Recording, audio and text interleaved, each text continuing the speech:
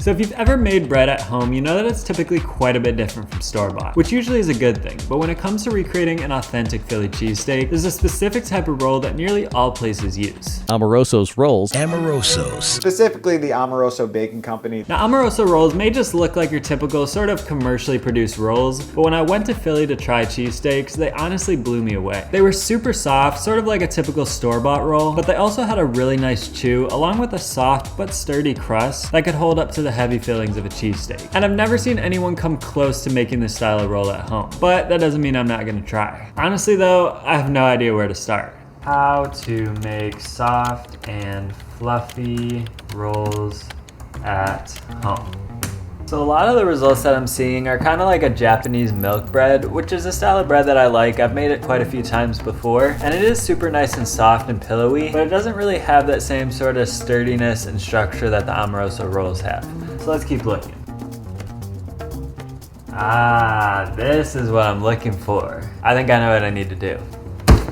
This is a dough improver. Conditioner, improver, enhancer, they're all different names for the same thing. Basically what this is though is just a mix of ingredients that are supposed to help your dough, number one, end up softer, number two, rise better, and number three, preserve it so it won't mold as easily and become stale. So it's got things like niacin, reduced iron, thiamine mononitrate, riboflavin of course, you know, the basics. But what I'm noticing is that despite not knowing what really any of these ingredients do, there's not a lot of overlap between these and the ingredients used in the Amoroso rolls. So I still want to give it a try, see if it'll help us create a softer, more store-bought like bread, but I'm also gonna make my own dough conditioner, using a lot of the ingredients that are actually contained within these Amoroso rolls. Now obviously I didn't get all of them, I mean there's like 27 ingredients in here, but I got the ones that I think are probably gonna make the biggest difference based on my initial research. So let's bake some rolls. So I made two different rolls here, both based on my rustic roll recipe from a few videos ago. For the first, I just took my recipe and added in the recommended amount of the generic dough conditioner, which according to the package was 1 teaspoon per cup of flour. Then for the second, I added my custom dough conditioner ingredients in standard amounts based on what I read about them online, which turned out to be very little, anywhere from like 1/5 of a gram up to about 1 or 2 grams depending on the ingredient. From there though, I followed my usual process, and there are a few things I've been doing that I already know will help me to achieve lighter and softer rolls. Number one, I include diastatic malt powder. Number two, I use a lower salt content. Number three, I use Crisco, aka vegetable shortening, as the fat. And number four, I degas the dough multiple times throughout the proofing process. So all of that in combination with the dough conditioner led to a pretty incredible result.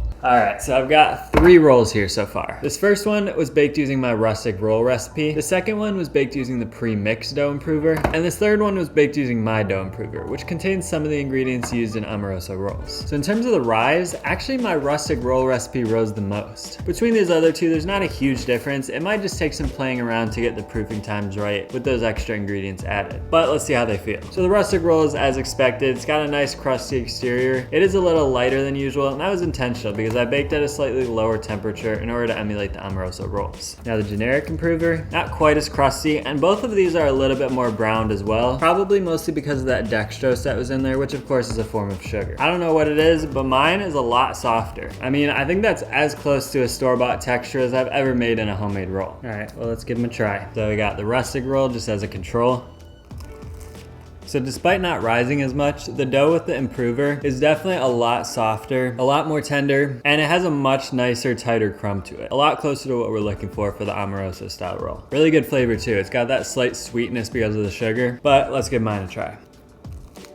I mean, this is no question the closest I've ever gotten to a sort of a store-bought style roll at home. I mean, it's super soft. It's got that nice, slightly sweet flavor to it. Really tender, great crumb. I mean, both of these are great, but I do think the one with my improver is getting us closer to what we're looking for. They're just a little bit too dense still and not quite soft enough. And you know me, I'm gonna play around with the ingredients a little bit more, and I think we can get this thing even better. But before that, there's one more thing I wanna try.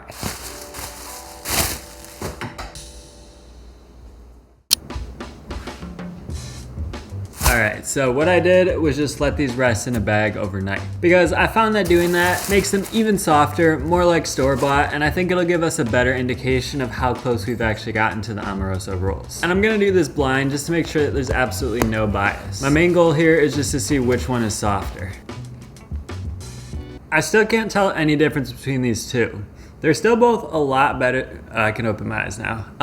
So really, I can't tell any difference between these two. They're still a lot closer to the Amoroso roll than my original recipe, but I don't think either of them is quite close enough yet. But I do know one thing, and that is that even though this dough conditioner uses different ingredients than the actual Amoroso rolls, the end result doesn't seem to be that different. And anyways, if I'm trying to make a recipe that anyone can follow, it doesn't make sense to use a bunch of miscellaneous non-household ingredients. This dough improver is available on Amazon for a pretty reasonable price, so I think it's what I'll use going forward. I have no affiliation with this brand, by the way. This was just the first result that came up on Amazon when I searched for dough improvers, but it seems to work pretty well. Like I said though, it still hasn't gotten us all the way to the result we're looking for. And at this point, I don't know exactly what will, but I do have a few ideas. So over the next few weeks, I tested and tested and tested until finally I came to a huge realization. I mean, look at this. This looks almost exactly like the Amoroso rolls. Honestly, I don't know why I didn't think of this before. Up until this point, I knew what ingredients were in these rolls because I could just look at the ingredients list. The problem was that I didn't know the proportions. But then I had an idea that seems obvious in hindsight, but basically instead of just looking at the ingredients list, I also looked at the nutrition facts. So from there, I could basically reverse engineer this recipe until the nutrition facts of mine matched up with the nutrition facts of the Amoroso rolls. So for a 10-inch roll, Amoroso roll weighs 116 grams, whereas mine weighs 115. Pretty dang close. And I've gotten it to the point that the quantities of proteins, carbs, and fats are all exactly the same too. So I had pretty high hopes for this method, but honestly, it's worked out even better than I expected. So let's walk through this recipe. I will start by weighing out our flour, and I actually ended up going with high gluten flour here to get the protein content of the recipe up to where it needed to be. That extra gluten does help to create that signature chew that the Amoroso rolls have, but you can definitely use normal bread flour and the rolls will still turn out great. But now we're going to add 1% yeast, 1% diastatic malt powder, 1.5% salt, and 4% dough conditioner. So as you can see, I'm giving these ingredients in baker's percentages to make it easier to see how the recipe has changed, but I'll leave the full recipe linked below for my usual 2-roll batch. Now just like my rustic roll recipe, we're using a hydration level of 60%, but this time we're going with a fat percentage of 4.5% rather than 10%. And I do still recommend Crisco for the best result, but any neutral tasting oil would work. So this was probably the biggest change I made after looking at the nutrition facts, because I was able to deduce exactly how much fat I needed to use, which eliminated probably the biggest uncertainty in this recipe. But anyways, now I'll just stir to bring everything together, and I also like to let the dough rest for about 20 minutes at this point. This is optional, but it'll make the dough a lot smoother and less sticky, which is nice if you're making this by hand.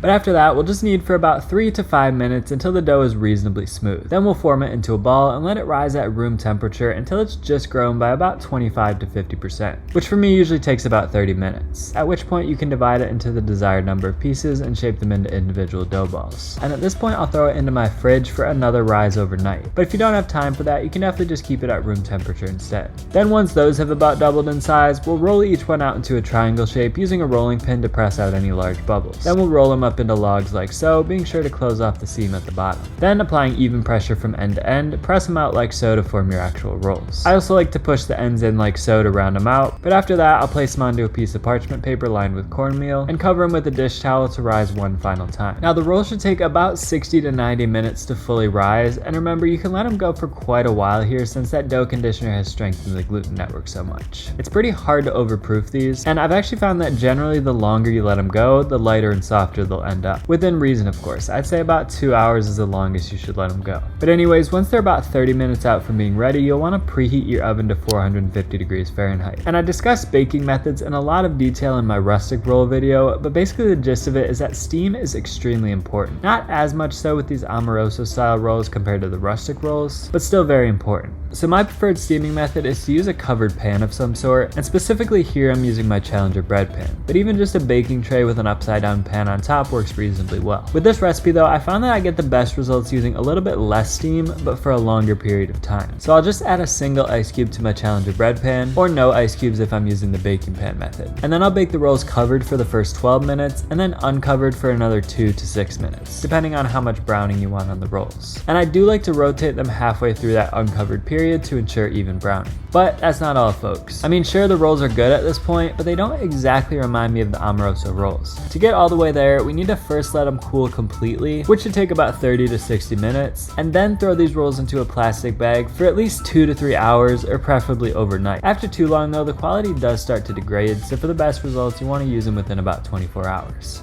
Now, I'm not even sure why this plastic bag trick works, to be honest, but by the time I take them out, they remind me almost exactly of the Amoroso rolls. It gives the interior a nice sponginess and squishiness, and it brings the crust to the perfect level of softness. And with all this put together, I can finally say that I've arrived at a roll recipe that I'm happy with. So next week, we're gonna put this whole series together, and I'll show you how to make the perfect Philly cheesesteak at home. So you can watch that video here once it's uploaded. In the meantime, if you wanna see the simple trick that I use to make cheesesteaks even better than anything that you get in Philly, you can check out that video right here. Restaurants in Philly hate me, by the way. So thanks a lot for watching, and I'll talk to you in the next one.